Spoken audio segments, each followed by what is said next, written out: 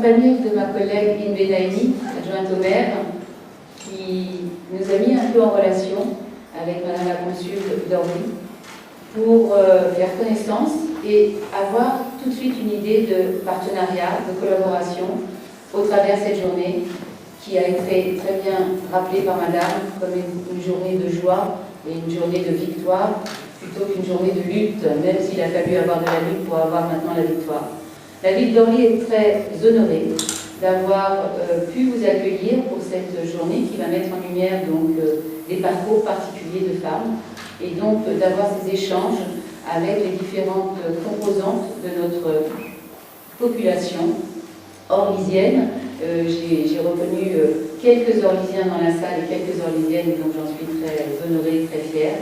Et donc je vous souhaite une très bonne journée et une bonne soirée. Madame la maire, Madame la consul générale, Mesdames et Messieurs, permettez-moi tout d'abord de vous remercier d'avoir répondu présent à cette commémoration de la Journée internationale des droits de la femme.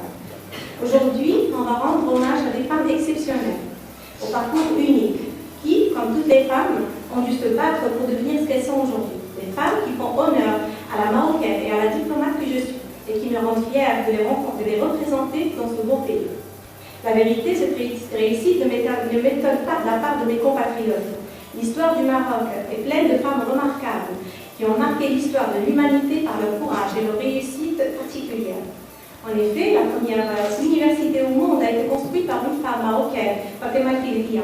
Cette généreuse femme a construit un joyeux architectural et y a fondé l'université Al-Qarawiyyin à Fès en l'an 859. Cette université est d'ailleurs toujours en activité. L'insoumise Kahina, qui s'est opposée au 7e siècle à la dynastie omeyyade dans sa progression pour conquérir et islamiser l'Afrique du Nord. Elle a pris la tête d'une armée d'hommes pour stopper l'avancée du général omeyyade Hassan ibn Nu'man. La belle Zineb al-Nafzawiya, qui s'est imposée dans les tribus berbères comme notable et chef de sa tribu. En épousant Yusuf Chechefi, elle était son soutien et son appui pour créer la dynastie almoravide.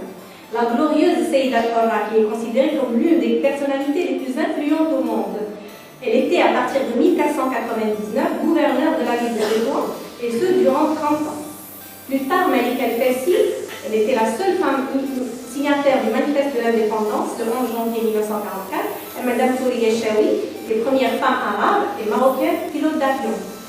Dans le monde sportif, Meryem Tawakil était la première femme au monde à avoir remporté le 400 mètres et féminin, et la première femme musulmane, africaine et arabe à remporter une médaille d'or olympique. D'autres femmes ont marqué et marqueront jamais les esprits. Je pense ici à Aïcha Chima, surnommée Mère Courage, elle est fondatrice et présidente de l'Association Solidarité Féminine pour la défense des droits de la femme. Je pense également à Léla Alaoui, photographe idéale franco-marocaine, décédée suite aux attentats du 15 janvier 2016 à Ouagadougou. Et bien sûr, Chaïdia Talal, femme surnommée la paysanne des arts. La liste est trop longue et je peux passer des heures à citer des noms. Ces succès ont valu à la femme marocaine beaucoup de jalousie de la part de ses semblables. Mais nous, femmes marocaines, courageuses, extraordinaires, uniques par notre diversité, notre joie de vivre,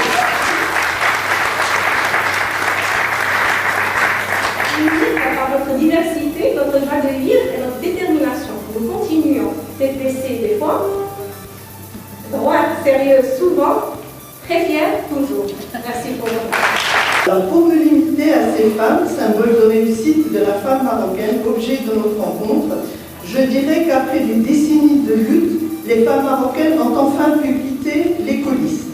Personne ne peut aujourd'hui contester l'ascension remarquable des femmes dans les centres de décision de la vie publique au Maroc. Désormais, les femmes sont passées du pouvoir d'influence au pouvoir d'action, occupant ainsi des fonctions suprêmes. Ça veut dire qu'ils avaient toujours du pouvoir.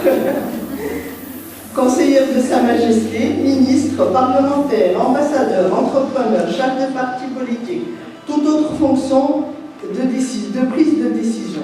Cette évolution est due non seulement à la volonté féminine, mais aussi à l'engagement de l'État, sous l'impulsion de Sa Majesté le roi Mohammed VI, que Dieu l'assiste, qui a fermement donné ses instructions pour faire de la question de la promotion du statut de la femme une des orientations stratégiques. Sa Majesté s'est exprimée dans plusieurs de ses discours dans ce sens, Je ne cite que l'un des tout premiers où il a dit « Comment espérer assurer progrès et prospérité à une société alors que les femmes qui en constituent la moitié voient leurs droits bafoués ?» Donc c'est une citation qui marque l'esprit. Depuis cette date, le Maroc a entrepris une série de lois et réformes majeures marquant un tournant décisif dans le processus de l'évolution de la cause féminine. Si après, quelques-unes. Alors je vais les citer, soyez encore patients. Le code de la famille, que tout le monde connaît, d'ailleurs la moitié de la salle est au consulat, c'est la Moudawana. La promulgation de la loi numéro 7003 portant code de la famille a constitué un événement historique de grande envergure, tant au niveau législatif que sur le plan social. C'est une étape cruciale dans le processus de la promotion des droits de la femme marocaine. Donc ce code, je vais quand même le développer, c'est un code qui veille à garantir l'équilibre et l'égalité dans les rapports entre hommes et femmes dans tous les domaines. Parler de la femme marocaine nécessite un temps plus lent, mais on s'en remet à l'essentiel dans des jours pareils, car le pays le plus démocratique du monde n'a pas fait assez pour la femme. Les progrès sont là, ils doivent continuer pour le bonheur de l'humanité. Toutes ces réformes précitées ont certes permis à la femme marocaine d'accéder à l'ère de la modernité, de l'équité des droits, à la gouvernance politique, ministérielle, diplomatique, institutionnelle et représentative, et malgré que la femme marocaine est présente dans tous les domaines d'activité, à l'intérieur et à l'extérieur du Maroc, il lui reste encore des défis à relever dans tous les secteurs. Cette rencontre est donc pour nous l'occasion de rendre hommage à ces femmes d'exception qui, en puisant des deux cultures, marocaine et française, ont su relever ce défi. Et grâce à leur sérieux et à leur persévérance, elles ont accédé avec mérite à de nombreux postes de responsabilité, tout en préservant la place qu'occupe la vie associative et familiale aux côtés de leur vie professionnelle. Elles sont venues aujourd'hui spécialement pour nous témoigner de leur expérience et de leur engagement audacieux et indéfectible des femmes marocaines qui œuvrent dans les domaines de la défense des droits de la femme, à l'ONU, des médias, de la cinématographie, de la photographie et peinture. C'est un immense plaisir que nous leur rendons hommage en cette belle occasion.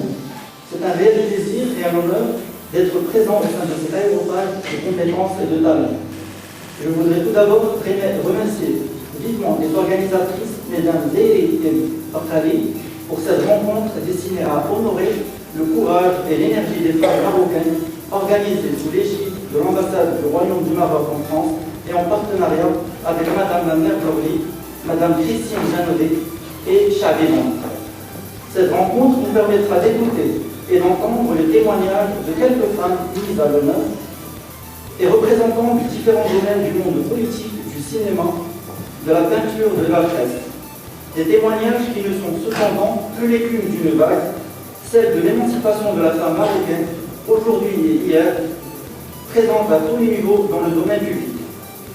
Dans le monde de l'art, je voudrais rappeler le succès récent de l'exposition de l'année dernière au musée Mohamed VI de Rabat, intitulée Femmes, artistes marocaines de la modernité, 1960-2016, qui a restitué le formidable talent d'une trentaine d'artistes femmes qui, au gré de 120 œuvres d'art exposées, ont témoigné de la pluralité de l'art et des influences africaines et berbères de l'art au Maroc.